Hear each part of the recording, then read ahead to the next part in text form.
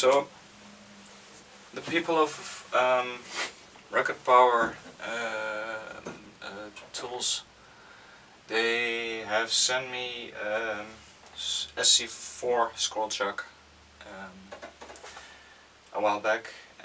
This video is a review. I would like to state that I'm not an expert.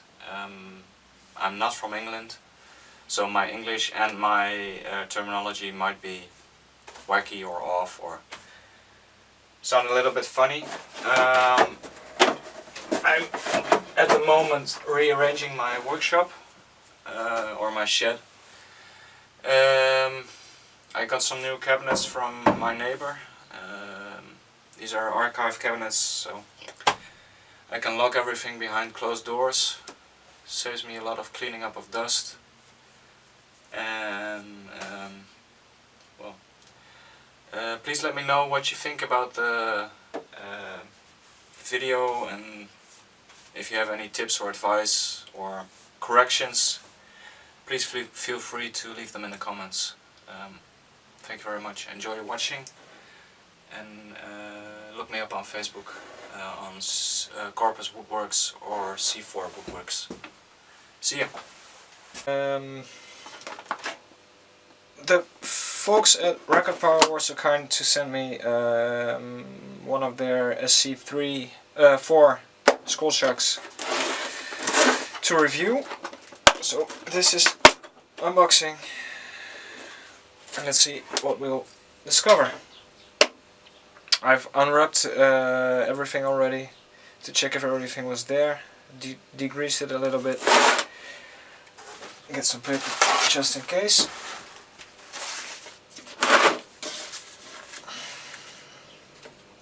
So, first thing, we've got the chuck. It's indexed. It's a big difference with the SC3, which I have over here. As you can see, it has an open backside,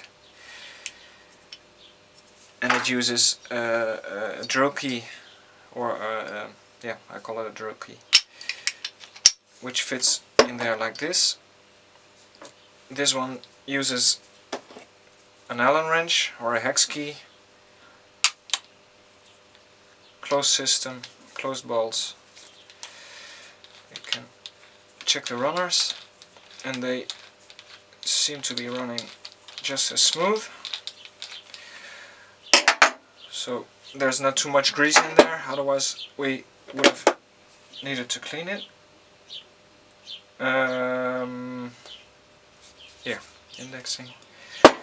So let's check the difference with the SC3 first. As you can see, it's a little bit bigger, it's a little bit heavier, or so it seems. The runners are the same width. Indexing of the runners is the same as always, 1 to 4. Open this part up. Here we have the jaws.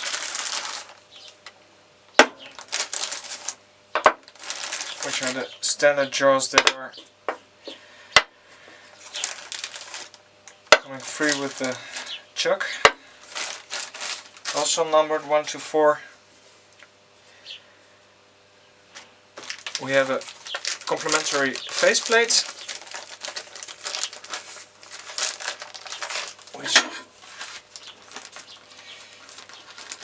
is very useful if you want to turn some bigger chunks or some irregular chunks and you don't want to make a tenon on it.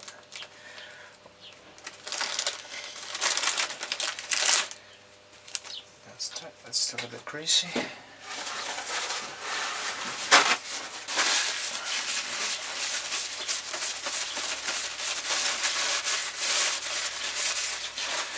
And this looks machined just as perfect as the rest. Nice and smooth, no burr, nothing. We have the spanner to lock or unlock the chuck from the drive shaft or the dead center. Then we have over here the complementary wood screw. It's another method of attaching wood to your chuck. You actually you drill a hole in your wood, you screw this in, and then this will be clamped into the jaws. So you don't have to exchange the chuck if you don't want to. Then we have the hex bolts over here. All 8 of them.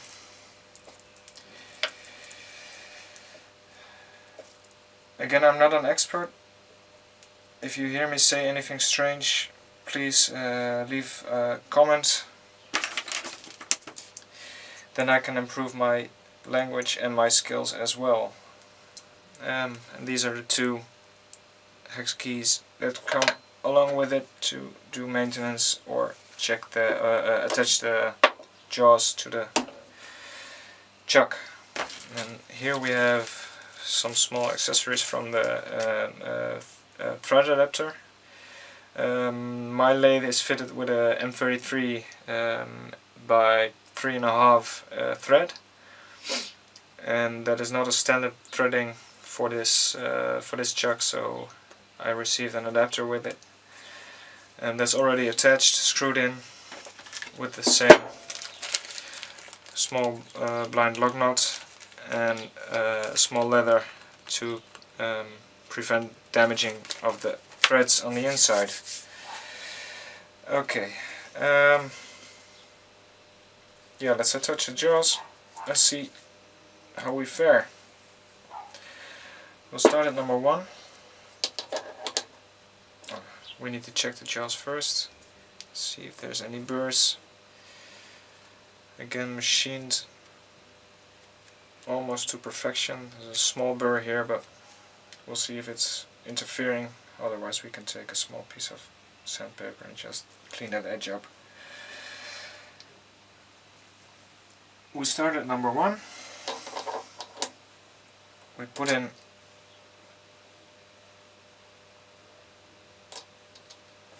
nuts. Sorry, bolts. Yeah, bolts. Now we don't want to drive these in fully. Just leave a little play.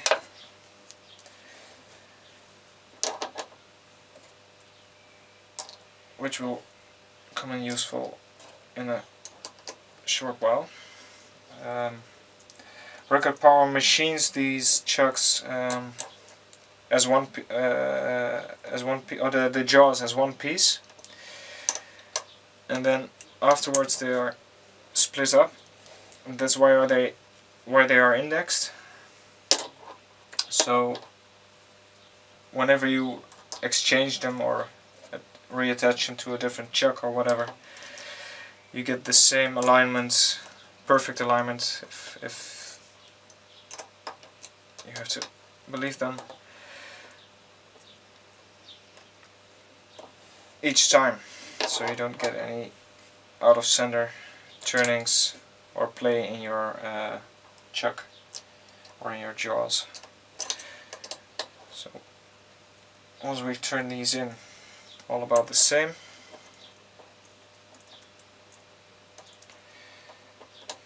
There's a little play in each one of them. Then we take our Allen wrench and close the chuck. I like to play around a bit, see how they respond. The burrs on the bottom side I just showed you don't seem to interfere. Everything lines up quite nice. So now it's time to attach them fully. I have a system of doing the inner ring first.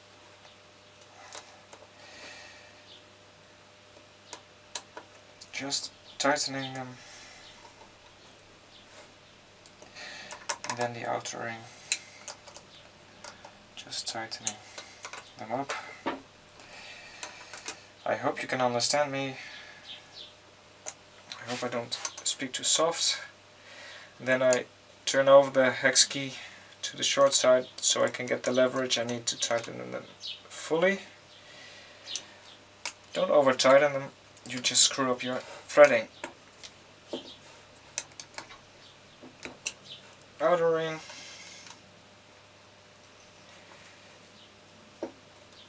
Inner ring.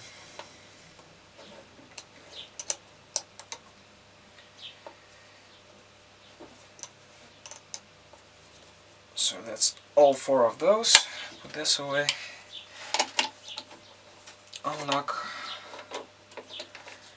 Check if you see any strange unequal opening. And this just looks perfect. There's a little play in. That's. No, that's okay. That's that. Okay.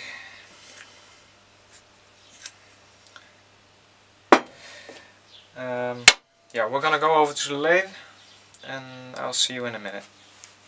Block of wood, faceplate, then fits on the jaws with a small chamfer on the inside here. We take our key. Let's first check if it's running.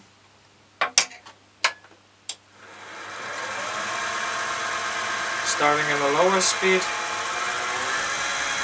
And just checking for any wobble. And that looks just perfect. There's a little bit of oil coming off, but it's to be expected.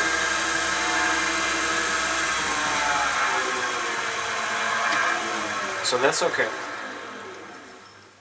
Now, the faceplate just goes onto the jaws.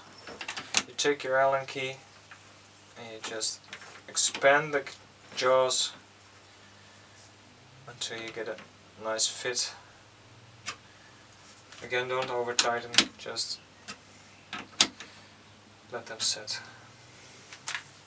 One more. Yeah, that's okay. So then normally you would have your block of wood just between the faceplate and your live center, if that's what you want, or you can have the tailstock removed and do bolt turning or whatever you want to do. So if we take off the faceplate again,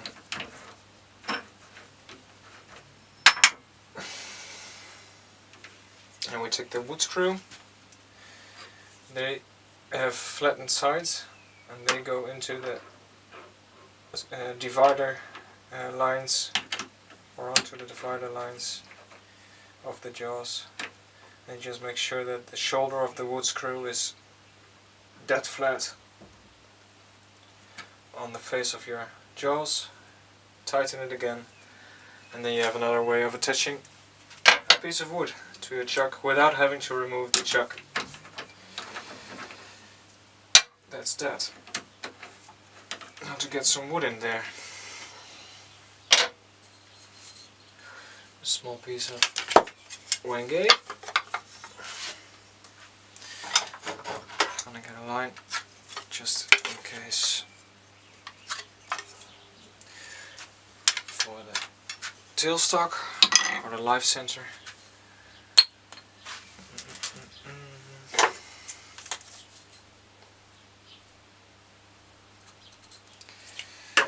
Make a small hole for it to sit in.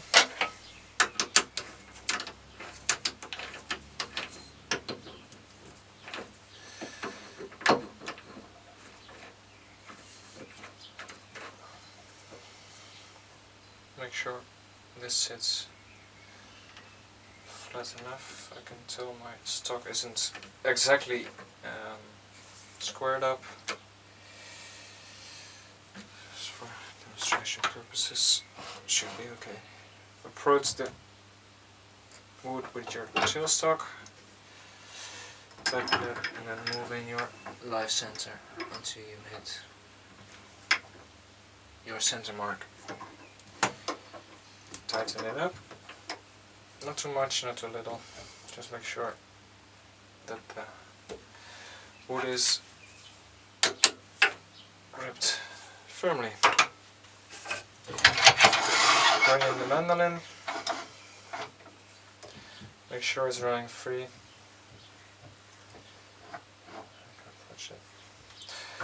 So I've had this lathe for just about 2 years now, and I absolutely love it. I started out with a really small lathe from Proxen. Then I got an old model from the 70s or the 80s that I refurbished, and I quickly fell in love with this one as soon as it hit the market. I bought it and I never regretted it. It's a really versatile lathe. Also from Record Power, so that's a lot of speed. And let's see what it does.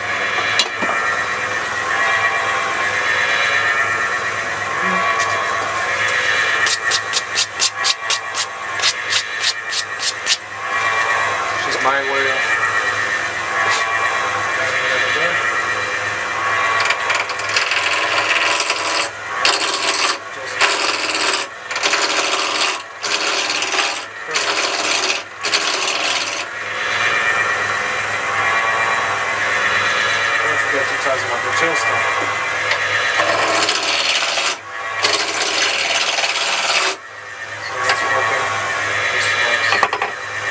as far as we need to for now.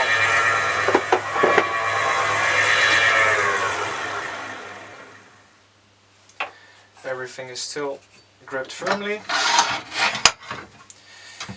Let's take away the tailstock.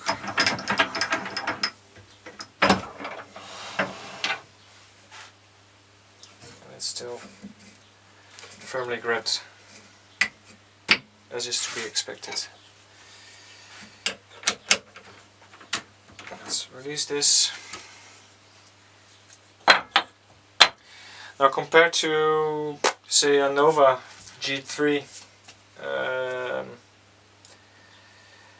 there's a major difference in the fact that the runners, or the slides, are machined to a tighter fit, which ensures your alignment and your grip to be in place where you need it every time, all the time.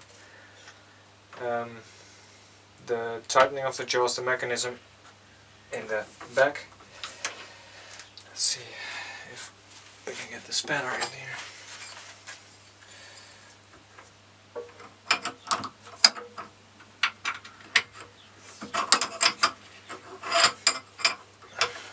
I think I called it a mandolin, but it's a banjo. There we go.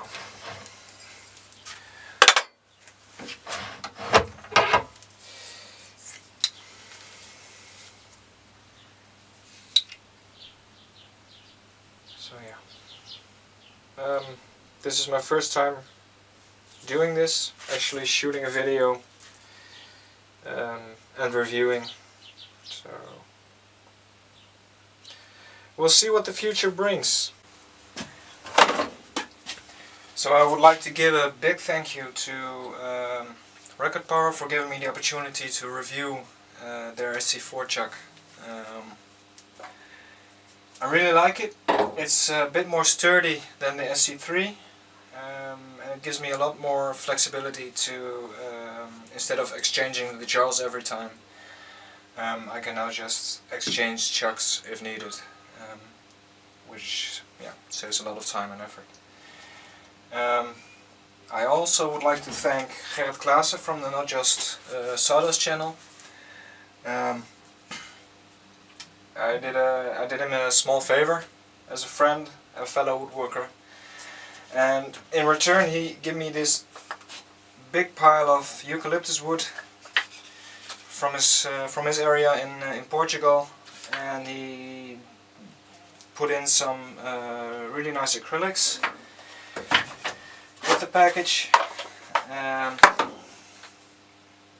Yeah, they're beautiful. Just finished one after rearranging my my workshop and reattaching my lathe to the new bench or cabinet. It's now my bench. So yeah, thanks again for watching. Please, if you have any suggestions or comments, leave them as a reply. And thank you for watching. See you again.